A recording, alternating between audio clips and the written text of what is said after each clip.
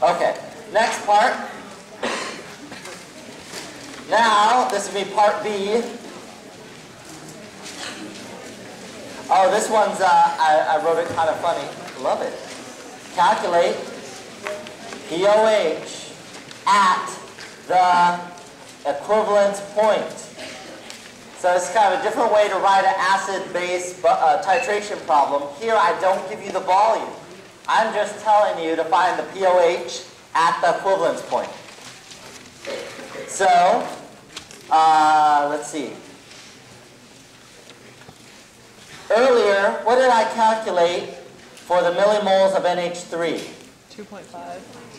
2.5. At the equivalence point, how many millimoles of HCl will I have? 2.5. Yeah, same.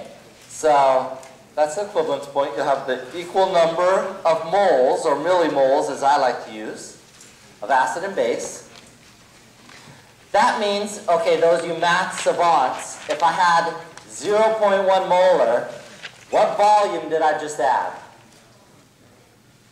How many milliliters did I have to add of this? 25. Okay, 25. 25 times 0.1 is 2.5. Okay? So I just added 25 milliliters. I'll need that to finish the problem. Okay, at the equivalence point, there's only one way to solve the problem. What's that? Ice. You have to use the ice table. There's no other choice. What is in excess? Well, maybe I shouldn't. There's nothing in excess, but what's going to be left over at the equivalence point of a weak base strong acid titration? Base. Not strong acid, but weak acid is left over. So when you write your reaction, you need to put NH4 plus here.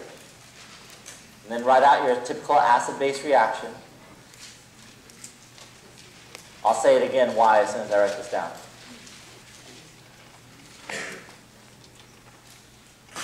Okay, you have to write it like that. You can't put ammonia here because at the equivalence point, what happened to the ammonia?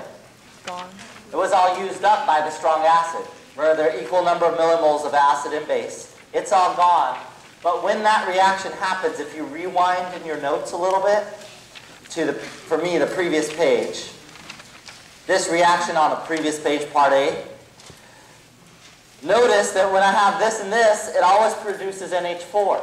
Well, if these two are equal, I'm still going to have NH4 plus left over. And that's why at the equivalence point, you're going to use always what's it called? The conjugate. So you always use the conjugate at the equivalence point. All right. So here we go. Ice. Water you ignore because it's a liquid. You always ignore liquids and solids. What else? These are 0 starting off. I don't have any ammonia left over. I don't have H3O+, but I do have NH4. How do I find this concentration? It's going to be the number of millimoles, 2.5 millimoles, because all this is going to be converted to NH4+, divided by the total volume. What's the total volume? 50 volume. Yeah, I started with 25, and I added another 25. That's why I need this number right here. I need to know what I added. So that number right here is this number right there. So, and this is in milliliters. This number, let me see if I calculated it. Oh, I guess I didn't. Oh, I did. I'll tell you down here. So it's minus x plus x plus x. This number, 2.5 divided by 50, is 0.050 minus x, and x. So this is a typical ice table. K what?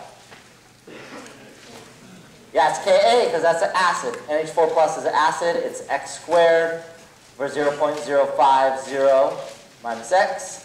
Ka happens to be Kw divided by Kb. So I had to do, I'll write it over here, Kw divided by Kb. So I have to write that out because I need K, I need that numerical value. Now you just solve for x. You can use a quadratic if you want. I would assume that 0.050 is a lot bigger bigger than x. And you solve, I got for x 5.27 times 10 to the minus 6. It is a lot smaller. X is equal to what important concentration? H3O plus. Yeah, right up there. That H3O plus concentration from the ice table, because that tells me this is X is equal to H3O plus.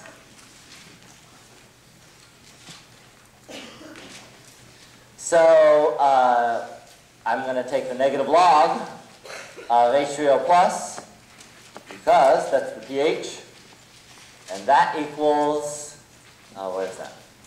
Oh, is this going to be bigger or smaller than the number 7?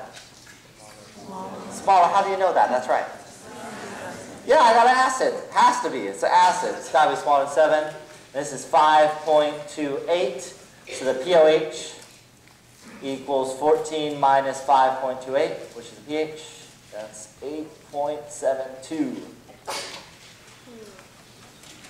Okay, was there questions on this part before I'll do one more part and then we'll move on from titrations? Nope.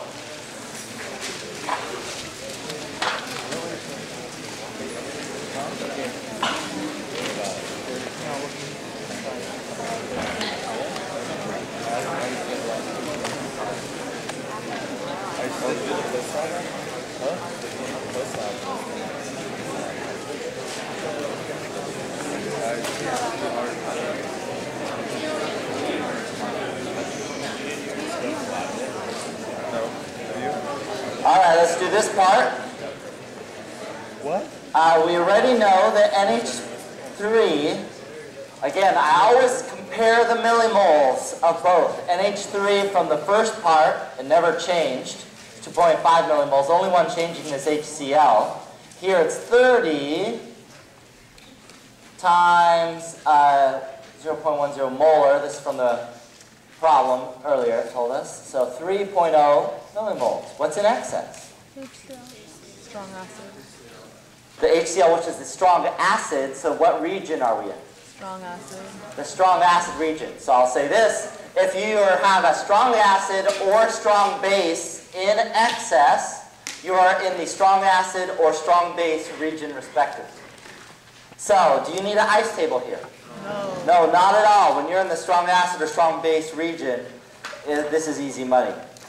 So you should be very happy. How much is HCl in excess? 0.5. Yeah, 3.0 minus 2.5. It's 0.5 millimoles in excess. And this is equal to what important concentration? H3O plus. Yeah, H3O plus. The strong acid is directly equal to the H3O plus concentration. So, pH, this is easy, is negative log H3O plus, which is 0.5. I should write it down. Negative log 0.5. I need to divide this by what? Volume. The volume, which was 30, plus the original 25. So 30 plus 25. Make sure you don't forget that volume. And this is going to be equal to, is this number greater than 7 or less than 7 for pH? Less. Less than, because you got a strong acid. Has to be. So, and it's way less than 7. It's 2.04. pOH, which is what I asked for, is 14 minus 2.04. The pH, 11.96.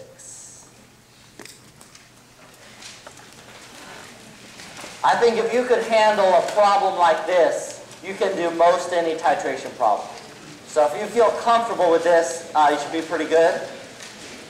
If you're in my class, or if you know somebody in my class, check out my titration worksheet that gave some tips. I solve all titration problems in that little worksheet I have.